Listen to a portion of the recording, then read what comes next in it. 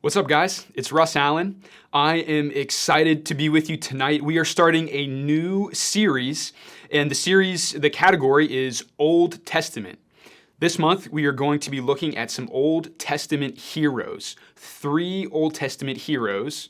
We're going to be looking at King David, Esther, and Daniel. And the thing that I want us to think about is we've heard of all these heroes before. You've probably learned about them in Sunday school. But what makes these people noteworthy? What can we learn from them and apply to our lives today?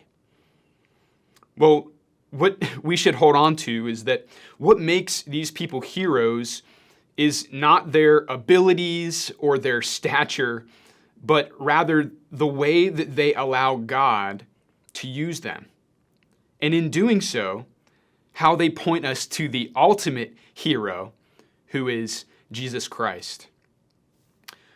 Tonight we're going to look at the life of King David. Who was King David and why is he noteworthy? The main point, the thing I want us to remember, is that King David points to Jesus because he sought after God's heart by doing God's will. King David points to Jesus because he sought after God's heart by doing his will. You can look at Acts chapter 13, verse 22.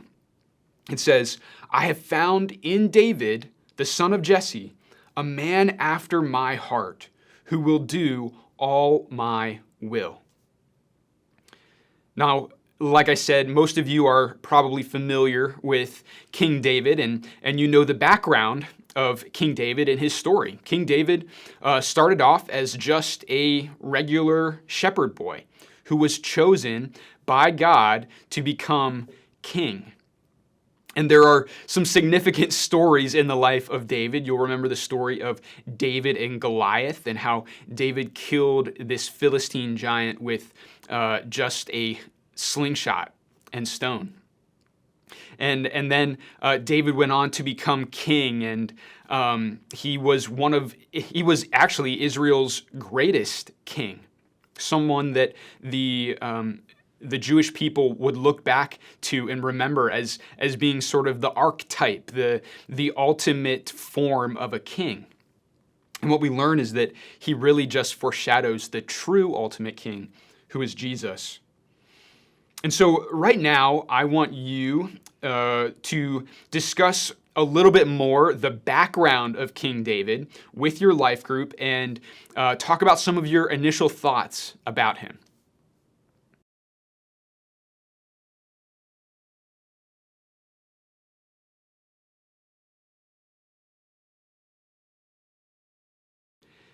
Well, David clearly didn't have the ability or the stature of his older brothers, and he was not the obvious pick for king. But interestingly, the same is true for Jesus. If you look at Isaiah 53, verse 2, it says that Jesus, this is talking about Jesus coming in the future, says that he had no form or majesty that we should look at him, and no beauty that we should desire him. And so just as David was overlooked because of his appearance, so too many people overlooked Jesus because he was not the king that people were looking for. He came as a suffering servant and not as a mighty ruler. And now David was unique, and he points us to Jesus and that he was a man after God's heart, like we said earlier.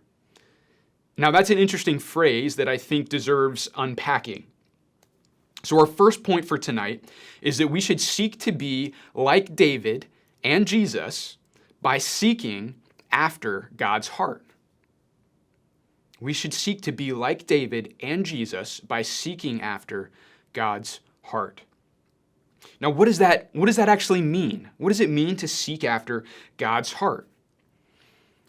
Well, I think it means that we want to find and know the very essence of who God is. We want to really know him Not just know about him, but have an intimate relationship with him, with his person and being. If you can imagine someone looking for buried treasure and they're solely focused on getting it, no matter what other obstacles get in the way, that is the image that we get of David seeking after God, being a man after God's heart.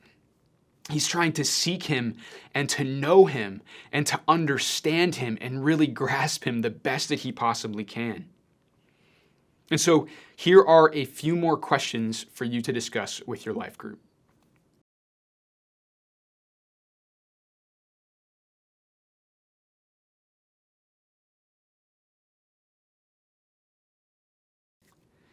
So now we come to point number 2.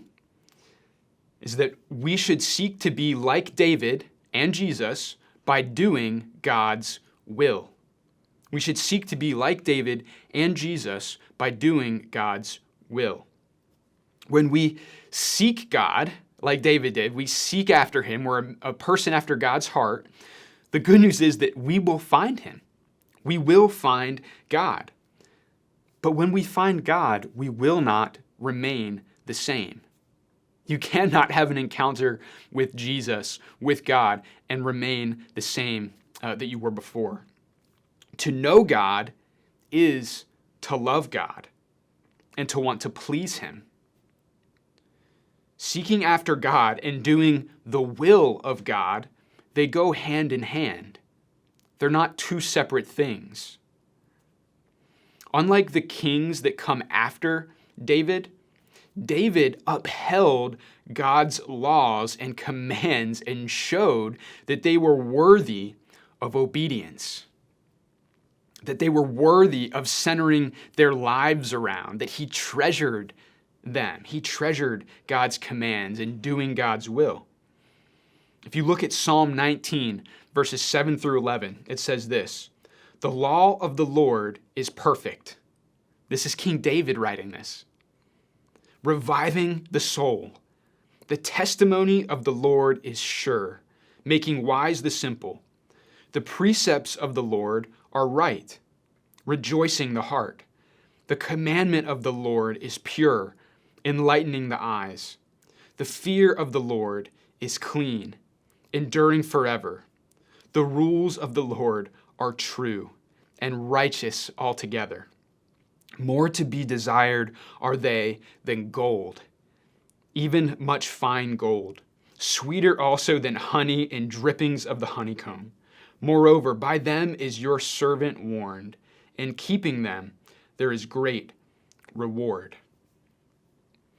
Like Jesus, David did God's will, even when it wasn't popular, even when he knew that he was going to be persecuted for it, even when it didn't favor him in the moment, even when he knew that he would be attacked for it. David wanted to please God. He wanted to do his will and to uphold God's law and commands. And so should we. So do you love God, and do you love God's commands? You can't love God without also loving his commands. And you can't love God's commands without also loving God. The two things, they can't be separated. They go together. That's why it says about David that he was a man after God's heart and he sought to do the will of the Lord. Do you desire to do God's will in all things? Is that what you really want? See, the truth is, David, like you and me, he was not perfect. He sinned, sometimes very greatly, and all you have to do is read about King David's life. He sinned in great ways. And see, if we simply tried to be like David, we would not get to heaven. We could not be with God if David is the standard. But David is noteworthy not because we should be like him, but because he points us to Christ. Christ is the one that we should truly try to be like. Christ is the true and ultimate King. He was the true and ultimate one who sought after God's heart, the Father's heart, and always did his will without sinning.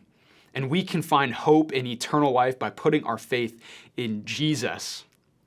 And so let that be the lesson that we learn from King David, that he points us to Jesus by being a man after God's heart and always doing his will. And so I'm going to leave you with a few more discussion questions for your group, but please know that I am praying for you and I'm excited to see you soon.